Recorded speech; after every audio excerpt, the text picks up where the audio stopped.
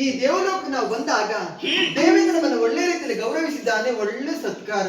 ಹೌದೇ? ಆಮೇಲೆ ದೇವೇಂದ್ರ ನಂದನವನ್ನ ನೋಡುತ್ತಾ ಹೀಗೆ ಬಂದಿದ್ದೇವೆ. ನಂದನವನ್ನ ನೋಡುವ ಹಾಗೆ ಉಂಟು, ಆದ್ರೆ ನಂದನವನ್ನ ಸರಿಯಾಗಿ ನೋಡಿ ಮಧ್ಯದಲ್ಲಿ ಒಂದು ವೃಕ್ಷ ಕಾಣಿಸ್ತಾ ಇದೆ, ಎಲ್ಲರ ಚಿತ್ತವನ್ನ ಆಕರ್ಷಿಸ್ತಾ ಇದೆ.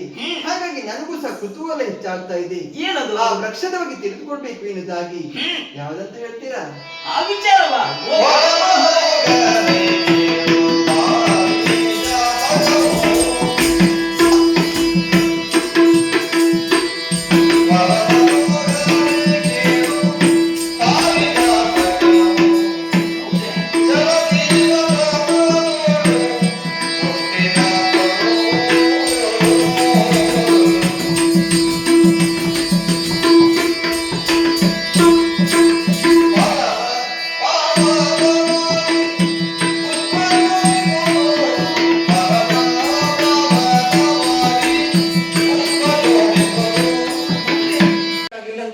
ಬೆನ್ನು ಸೊಂಟ ನೋವು, ಅಲ್ಲಿ ನೋವು, ಇಲ್ಲಿ ನೋವು, ನಿಮ್ಗೆ ಆಗ್ತದೆ ಇದು?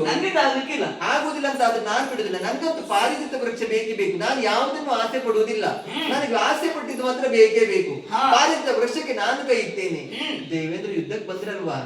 ಬರ್ಲಿಕ್ಕಿಲ್ಲ. ಬಂದ್ರೆ ನಾನು ಯುದ್ಧ ಮಾಡ್ತೇನೆ, ನೀನು ನೋಡ್ತಾ ಇರಿ. ಆದಿತೆ